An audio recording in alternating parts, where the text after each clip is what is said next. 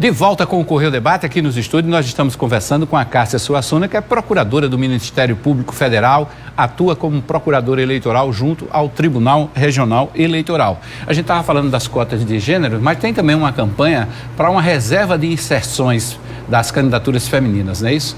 Sim, a reserva do tempo, do né? tempo, isso. Exatamente. Quando o partido ele vai fazer a sua propaganda partidária, 30% do tempo tem que ser destinado ao fomento da representatividade feminina. E aí, Hermes, é interessante a gente esclarecer que esse tempo tem que ser realmente de difusão, de fomento à candidatura. Não basta a simples aparição de mulheres. Por exemplo, o partido tem uma candidata aparece e aí ela balançando uma bandeira sem falar nada. Ou então falando dos projetos que ela fez. Não, tem que ser a pauta de fomento à participação feminina. Inclusive, ano passado, fizemos representação nesse sentido dos partidos que descumpriram e aí teve o processo e o TRE aplicou a penalidade, que é justamente a perda do tempo para o semestre seguinte. Nós temos, claro, uma representação, aliás, na Câmara Federal, na bancada federal, perdemos a única deputada, né? Que ela não quis mais disputar por conta do falecimento do marido, que é Edna Henriques. Mas na Assembleia Legislativa nós tivemos também uma redução da bancada feminina.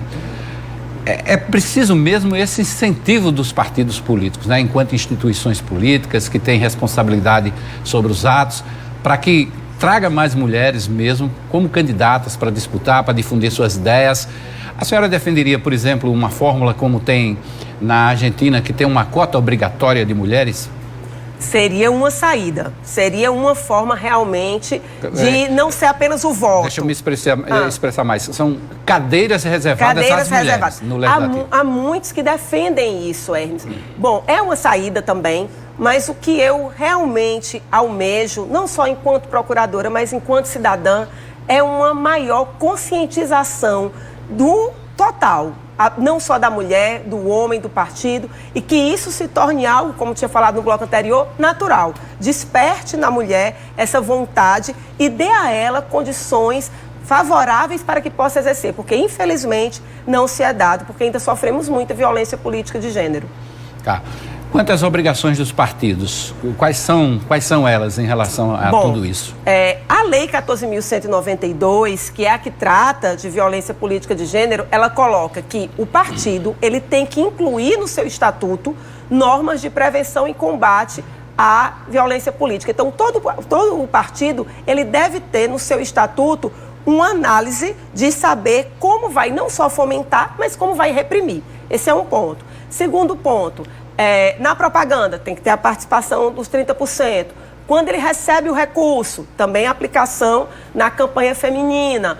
Quando, por exemplo, há debate na televisão, também tem que chamar a candidata feminina. Então, hoje existem várias normas, inclusive eu diria, Hermes, que de 2020 para cá, nós tivemos um grande avanço legislativo. Há o crime desde o Código Penal, a violência psicológica para a mulher, como crimes de assédio, constrangimento, a violência política de gênero. Então, há todo esse arcabouço legislativo e que não só o partido, mas toda a população tem que estar atenta. Só para voltar um pouquinho àquele tema da cassação dos mandatos quando se é constatada a fraude, inclusive mulheres que candidatas, eleitas, mas se elas estiverem dentro dessa coligação, elas também são cassadas? Exatamente, Hermes. A gente lamenta profundamente. E aí é importante que o telespectador entenda o seguinte, como eu expliquei, são, naquele momento, o número de candidatos. Para que aquele registro seja aprovado, eu tenho que ter 30% de mulheres. 10 homens, ou 7 homens e 3 mulheres, naquele exemplo que nós demos de 10 pessoas. Isso. Se essas 3, se uma não é verdadeira, eu já não tenho os 30%. Mesmo que as outras 2 sejam, todo o resto vai estar contaminado. Por que isso? Porque há uma nulidade nessa origem. Elas não nem teriam a candidatura deferida se não tivesse aquela candidata que era fictícia, que foi apenas para compor. Então, infelizmente, cai todo mundo.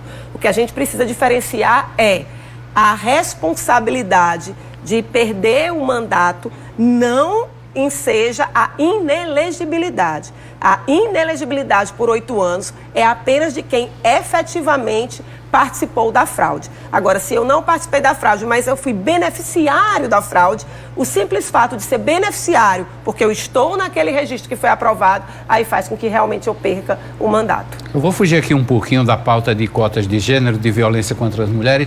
Você disse que tem 20 anos já de experiência dentro da atuação desse ramo do direito, que é o direito eleitoral. Eu gostaria de saber sua opinião sobre a coincidência de mandatos. É possível o Brasil realizar uma eleição única? Como é que você acompanha tudo isso, essa discussão? Bom, Hermes, na realidade, só para... Eu entrei há 20 anos, tenho experiência bastante com civil e criminal, né? Estou no eleitoral há 2 anos. Mas é um tema que, quando eu fui começar a estudar para o eleitoral, realmente se fala muito, inclusive pela administração, né? Porque ficamos tendo eleição de 2 em 2 anos. Mas para ter um raciocínio fechado, eu teria que realmente aprofundar e verificar melhor todos os prós e os contras, porque a gente sabe que existe aí tanto benefícios como existe realmente a parte que é bem desfavorável. Em tese, a gente está falando do fim da reeleição, coincidência de mandatos, que pode ser de 5 ou de 6 anos, né? Tem todos esses aspectos para serem levados em conta. Bastante, principalmente a reeleição, né? A reeleição, ela é um fator que muitas vezes é muito complicado na época da eleição, porque a legislação não veda a continuidade dos atos de gestão, mas também não se pode utilizar da gestão para desequilibrar o pleito. Então, isso aí é bastante sensível e deve ser examinado cada caso, se houve ou se não houve, aí esse desequilíbrio ou esse abuso de poder político. E o abuso de poder político ainda, a gente sabe que ainda é muito forte, né? É uma prática muito forte. Claro que nenhum órgão de controle é onipresente, pode estar em todo lugar, e eles acontecem em todos os lugares, né? Sem dúvida, Hermes, sem dúvida, infelizmente. Agora, o que o direito eleitoral ele sempre traz precisamos de eleições que garantam a normalidade e a legitimidade do pleito. Então, o Ministério Público, e aí já explicando a função da PRE, é justamente essa, zelar pela normalidade, pela legitimidade, pelo regime democrático.